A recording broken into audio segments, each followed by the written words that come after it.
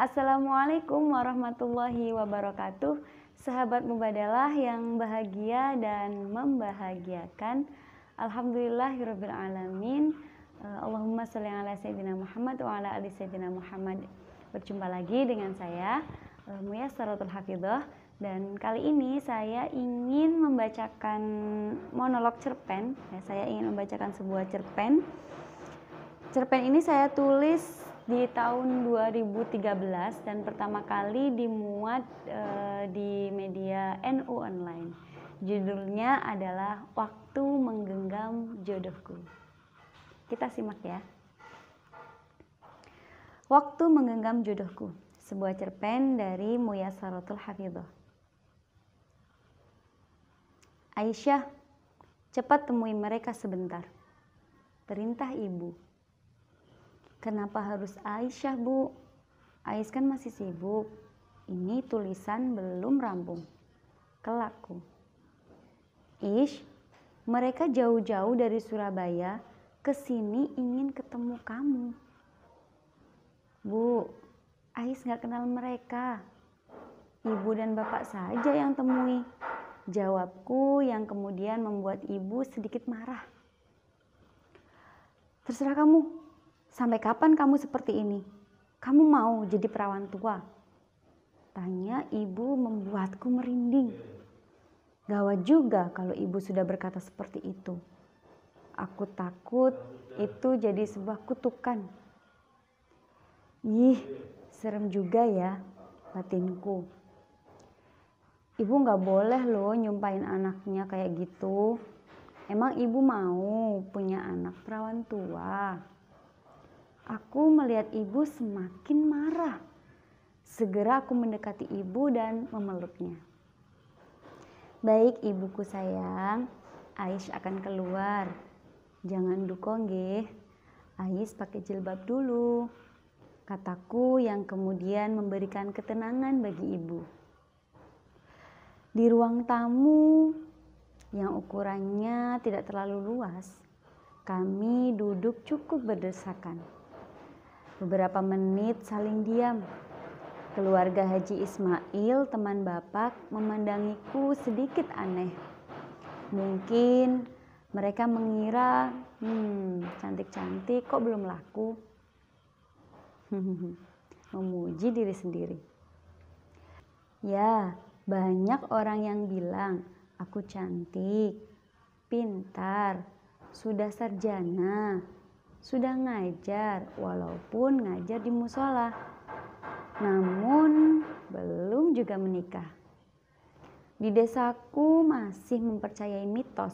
Kalau menurutku sih itu bukan mitos, tapi semacam konstruk sosial. Ya, stereotip. Jika perempuan sudah jadi sarjana, tidak langsung menikah, namun lebih memilih kerja atau melanjutkan studi, pasti gak ada laki-laki yang mau. Nah, termasuk keluargaku mempercayai itu. Mbak Ais ini sekarang lagi sibuk apa ya? Tanya Haji Ismail. Sibuk nulis, Pak. Juga pingin ngelanjutin S2. Jawabku. Oh, begitu ya. Masih mau sekolah. Terus sudah niat mau nikah belum? Wih, pertanyaannya kok langsungan gini ya? Terus aku harus jawab apa dong? Niat sih ada, Pak. Cuma mungkin bukan dalam waktu dekat ini. Mereka mengangguk-angguk. Aku melirik ibu dan bapak. Mereka sedikit gugup. Gini loh Pak, Ais itu memang ingin S2. Tapi gak apa-apa kok kalau nikah dulu. Tiba-tiba ibu bersuara. Ih ibu, kata siapa Ais gak apa-apa nikah dulu? Kapan Ais ditanyain ibu seperti itu? Gini aja Pak. Saya sudah tahu maksud Bapak dan keluarga ke sini. Saya ingin berbicara empat mata dulu sama anak Bapak. Baru nanti saya bisa memutuskan atau bahkan masnya nanti yang memutuskan. Mereka menyetujui syarat yang aku ajukan. Aku dan anaknya Haji Ismail keluar rumah. Kami menuju halaman dan duduk di bawah pohon mangga kesayangan ibu. Namanya Mas Wahid ya? Dia mengangguk. Mas mau nikah sama saya? Pertanyaanku ini membuatnya sedikit terkejut. Wajahnya cukup tampan sih. Kok Ais tanya gitu? Harusnya saya yang tanya duluan. Aku tersenyum mendengarnya. Gak apa-apa Mas, tapi kalau emang Mas Wahid ingin saya jawab duluan, juga gak apa-apa, kataku. Saya yakin Mas Wahid ini orang berpendidikan. Saya mau menikah sama Mas Wahid, tapi Mas Wahid mau nggak nunggu saya minimal 10 tahun lagi? Matanya terbelalak. Ais bercanda ya, katanya. Aku menggeleng. Mau tidak? Ibu dan bapak marah-marah setelah mendengar Mas Wahid menjelaskan untuk tidak jadi melamar saya. Sekali lagi ibu mengatakan hal yang sama. Kamu mau jadi perawan tua? Kalau mendengar itu hatiku sangat sedih. Aku bukannya tidak ingin menikah, tapi aku belum menemukan seorang yang mampu bertahan hidup denganku. Aku merenung kembali. Duh Gusti, jika menikah akan membahagiakan orang tua hamba, kumohon temukan hamba dengan jodoh hamba. Aisyah, panggil Usman, teman lamaku. Hei, mau kemana? Tanyaku. Aku mau ke kantor pos, mau ngirim berkas-berkas, jawabnya. Berkas apa? Tanyaku lagi. Formulir pendaftaran dan persyaratan ke pasca UNY. Aku terkejut. Usman mau melanjutkan S2. Jangan-jangan dia berjodoh nih denganku. Pikiranku mulai kemana-mana. Oh iya? Aku mau ngomong bentar dong sama kamu. Setelah dari kantor pos, kita ngeteh di warung yuk, katanya. Boleh, jawabku. Beberapa menit setelah kami saling diam di warung Mbok Yun, dia mengungkapkan perasaannya. Dia menyukaiku dan dia ingin menikah denganku. Bahkan dia bilang, mari sama-sama kita lanjut S2. Saat itu perasaanku berbunga-bunga. Visi dari Usman juga sama denganku. Tapi tunggu, aku tidak bisa begitu saja menerima perasaannya. Walaupun dia cukup lama aku kenal, namun aku belum mengetahui yang satu ini. Kamu benar-benar mencintaiku? Tanyaku. Dia mengangguk yakin. Apakah aku cantik bagimu? Tanyaku. Dia lebih mengangguk yakin. Tapi bukankah gadis di belakangmu itu lebih cantik dariku? Tanyaku lagi. Kemudian dia menoleh ke belakang sambil berkata, siapa? Yang mana? Aku menghembuskan nafas panjang, entah mungkin karena kecewa atau apa. Usman, katanya kamu mencintaiku. Tapi kenapa kamu masih menoleh ketika aku berkata ada yang lebih cantik dariku?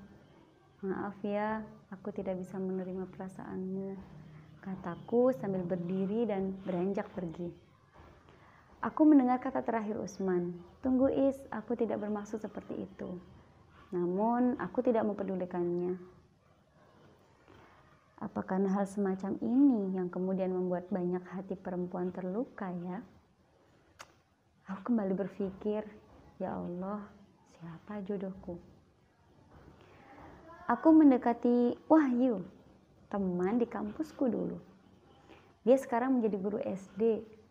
Dia cukup pintar dan terlihat begitu berbakti kepada orang tuanya. Katanya, dia menaruh hati kepadaku. Baru pulang ngajar ya, sapaku. Iya Is, kamu dari mana?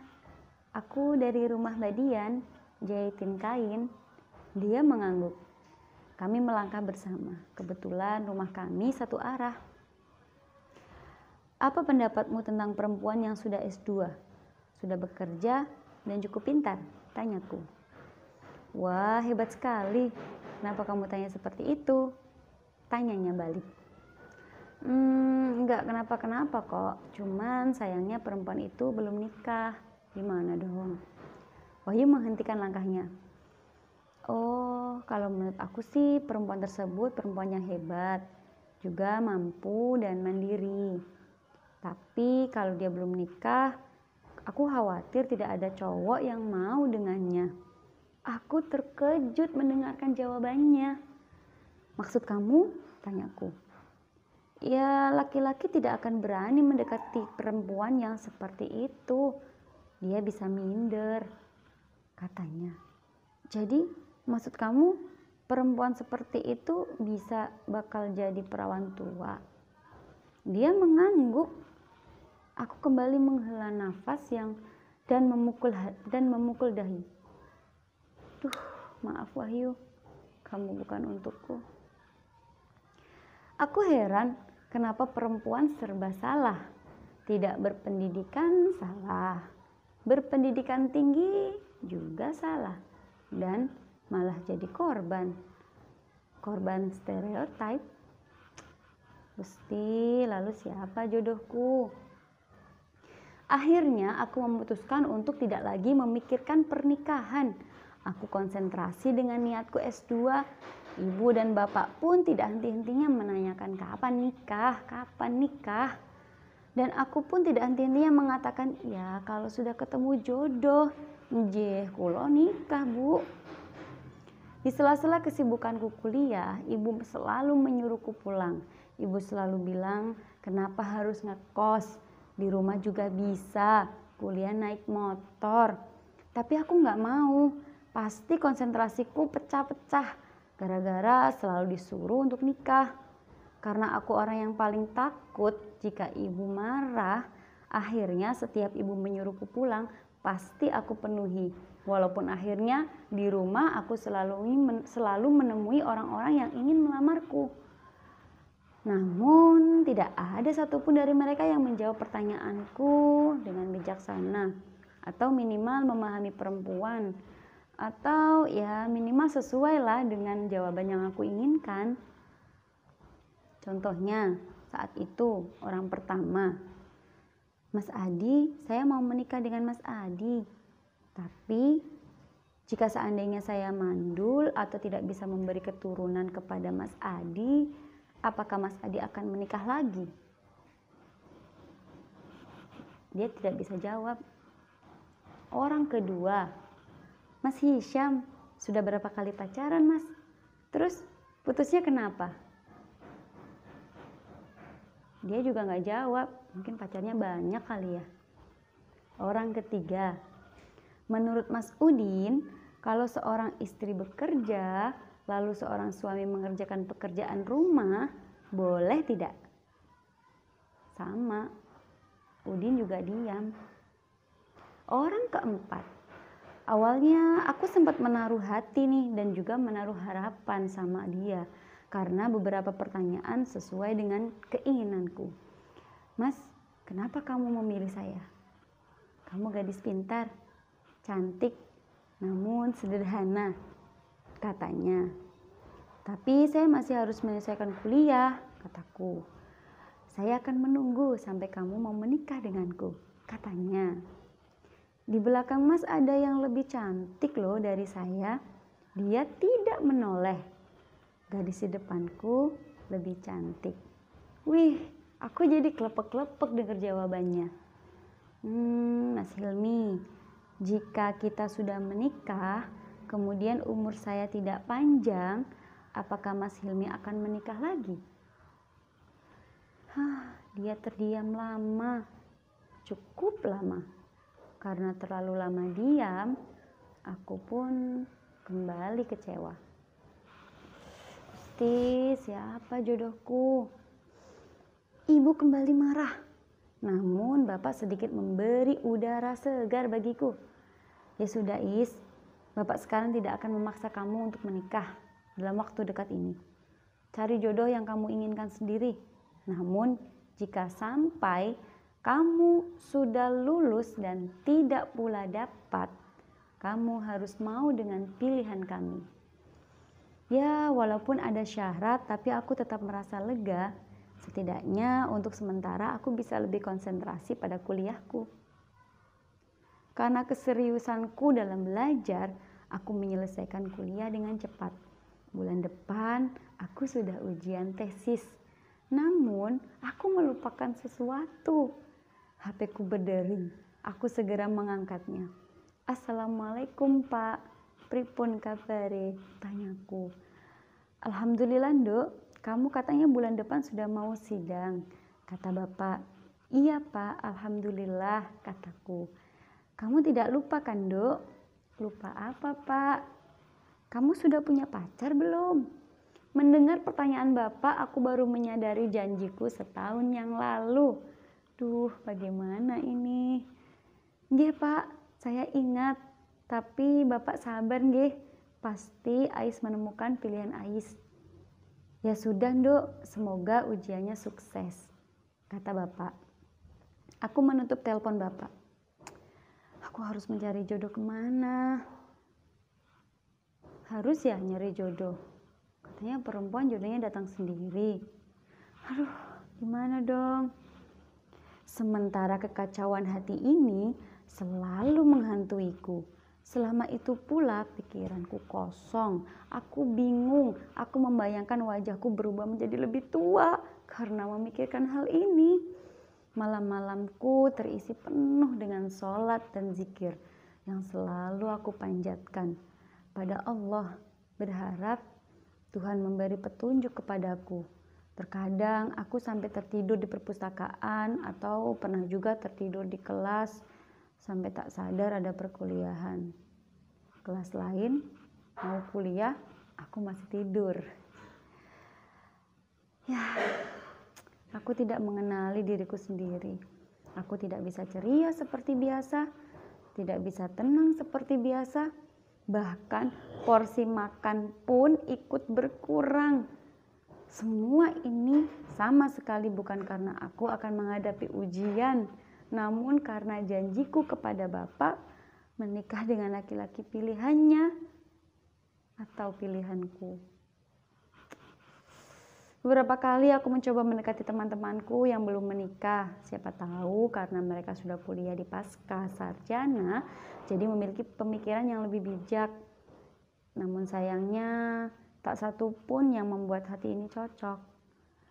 Pernah satu malam aku mengalami mimpi yang aneh. Benar-benar aneh. Aku pikir selama ini jarang sekali aku bermimpi. Tapi mimpi malam itu terlihat jelas dan masih teringat sampai saat ini. Ketika aku sedang berjalan bersama pamanku, tiba-tiba banyak sekali ular yang mengelilingiku. Ada yang hitam, ada juga yang pendek, ada juga yang panjang tapi menyeramkan, ada juga yang warnanya bercampur antara putih dan biru kehitaman. Sepertinya ular-ular itu kayak punya racun atau bisa untuk menggigitku. Paman mencoba menjagaku dari ular-ular tersebut. Anehnya semua ular tidak ada yang berhasil mendekatiku. Semua menyerang pamanku. Sampai paman kewalahan menangani ular-ular itu. Ketika aku dalam keadaan panik dalam mimpiku dan bingung melihat kondisi pamanku, tiba-tiba dari samping persis kananku muncul seekor ular. Ya, ular ini terbang. Dia memiliki sayap yang indah. Bukan hanya sayap yang indah, namun juga warnanya yang bening keemasan. Aku terpukau melihatnya. Bahkan aku begitu mengagumi keindahannya. Saat aku terlena, ular tersebut melilit tubuhku sangat kencang. Nafasku pun sesak sampai kepalanya bertatapan dengan mataku. Kemudian ular emas tersebut mematuk bibirku. Saat itu paman berteriak memanggil namaku. Namun aku sudah tidak merasakan apapun. Aku pun terjatuh Kemudian terbangun. Ya Allah, apa ini?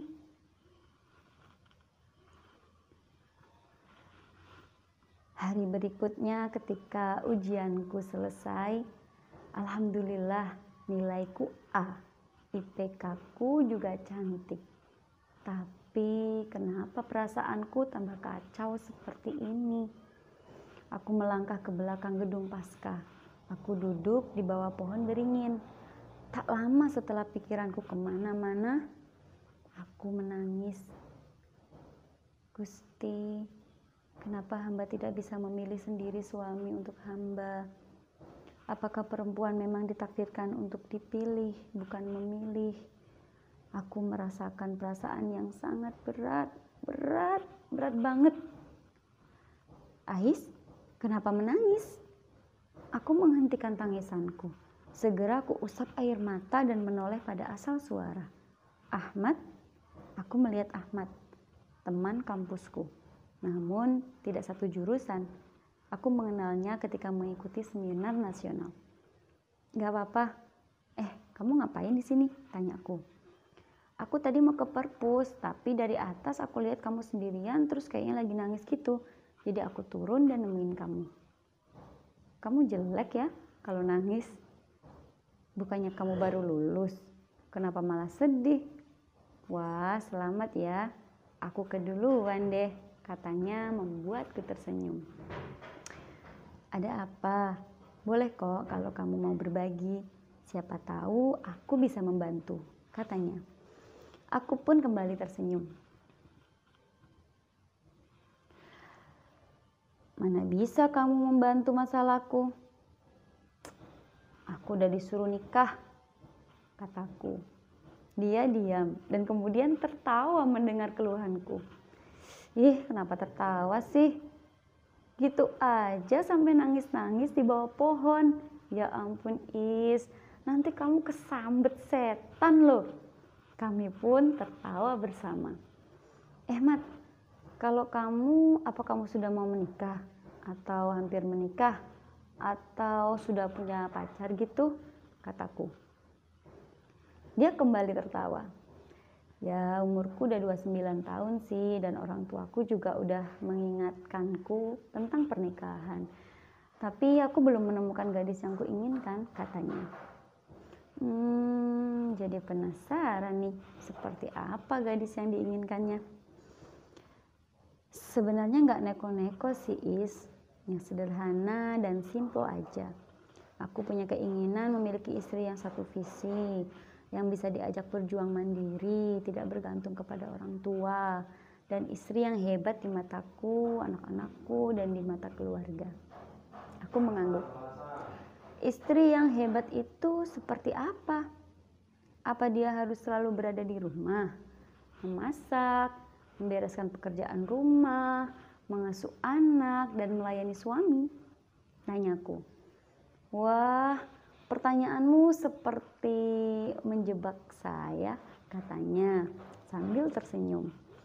Kalau itu, ya semua sih bukan hanya pekerjaan seorang istri, suami juga harus bisa dong melakukan pekerjaan rumah tangga.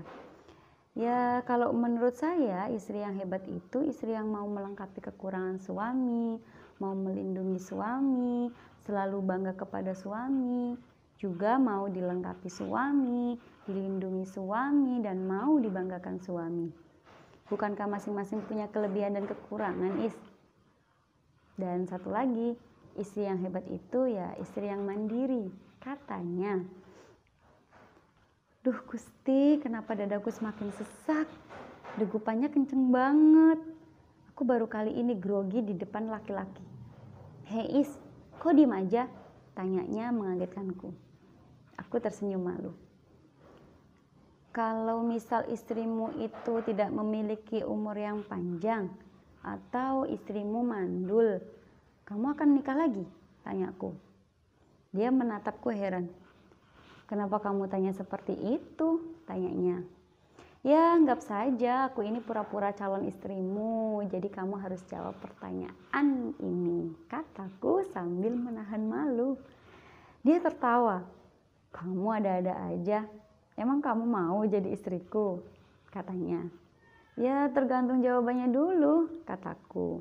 Dia kembali tertawa. Is, denger ya. Takdir seorang itu bukan ditentukan oleh orang tersebut, namun Yang Maha Qadir yang menentukan. Kalau aku menjawab iya, aku akan menikah lagi, atau tidak, aku tidak akan menikah lagi, itu seakan-akan aku sudah mendahului takdir, katanya. Iya, maksudku itu kalau saja, ini cuman kalau. Terus apa jawabanmu? Tanyaku lagi. Dia menatapku. Is, kalau suamimu tidak berumur panjang atau mandul, lalu kamu minta cerai atau menikah lagi? Tanyanya. Kok kamu malah balik tanya pada aku? Ya kamu jawab duluan, baru aku memberimu jawaban. Aku terdiam ketika Ahmad malah memberiku pertanyaan yang sama. Duh Gusti, kenapa aku malah bingung ya?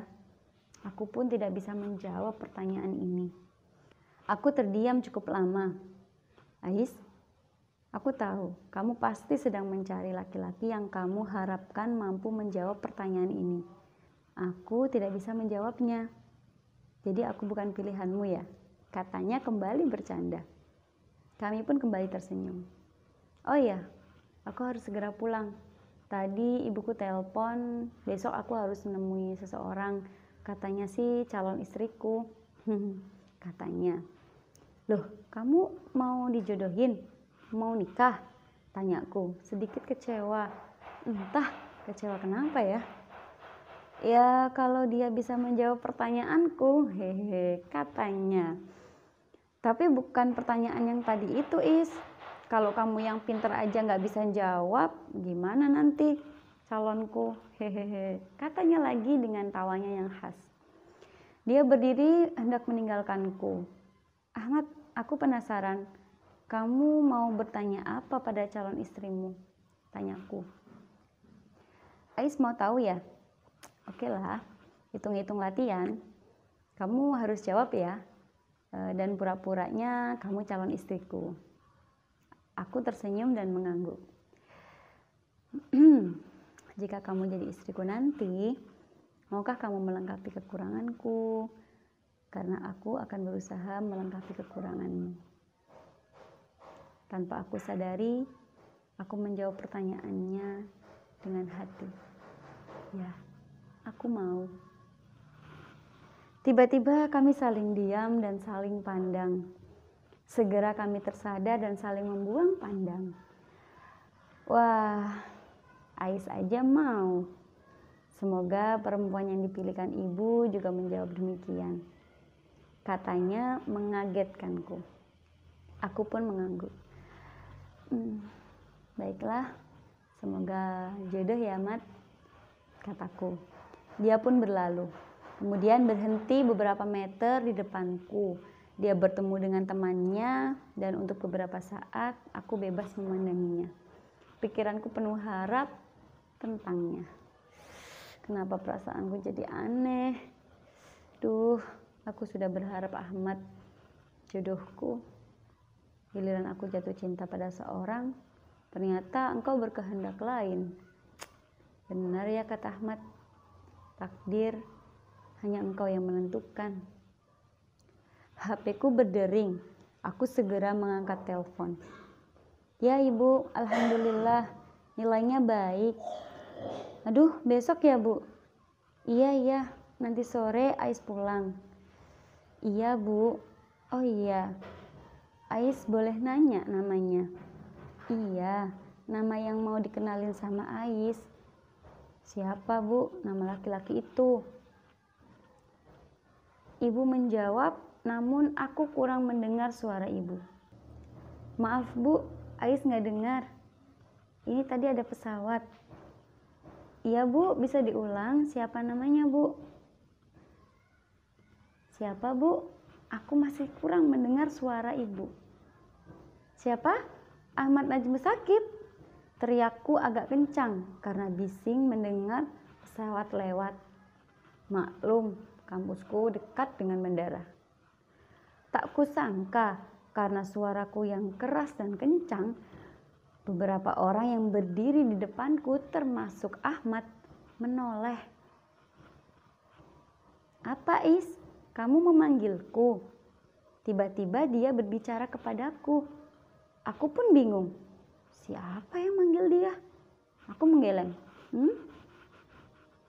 Namun beberapa saat aku tersadar. Aku memanggilnya lagi dan bertanya, "Ahmad?" "Ya, Ais." "Nama panjangmu siapa?" tanyaku.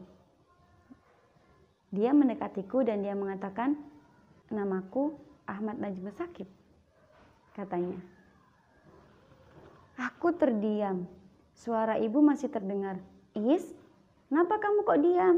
Halo, Is, Is." Aku masih terdiam mendengar nama panjang Ahmad. Aku tidak tahu lagi harus berkata apa. Gusti, bagimu tidak ada bedanya laki-laki dan perempuan. Aku semakin yakin Engkau maha adil. Aku bangga menjadi perempuan. Krapyak Kulon 3 April 2013, dan saat itu saya menuliskan tengah malam dan selesai pada pukul 1:08. Terima kasih, semoga dari cerpen ini kita bisa mengambil ibroh bahwa banyak sekali stereotip terhadap perempuan dan juga banyak sekali potensi-potensi perempuan yang mungkin belum tampak atau masih diragukan oleh masyarakat. Jadi sahabat-sahabat perempuan dimanapun, sahabat Mubadalah, tetaplah bangga menjadi perempuan dan teguh pada prinsip, setia pada proses, jangan padamkan mimpimu. Kepada sahabat laki-laki semuanya, selalu dukung potensi perempuan dan selalu pandanglah perempuan bukan hanya sebagai makhluk biologis saja atau makhluk seksual saja, tetapi juga pandanglah perempuan juga menjadi makhluk yang spiritual dan intelektual. Karena semua manusia pasti memiliki akal dan budi. Terima kasih. Semoga selalu bahagia dan membahagiakan. Mohon maaf apabila banyak kesalahan. Wassalamualaikum warahmatullahi wabarakatuh.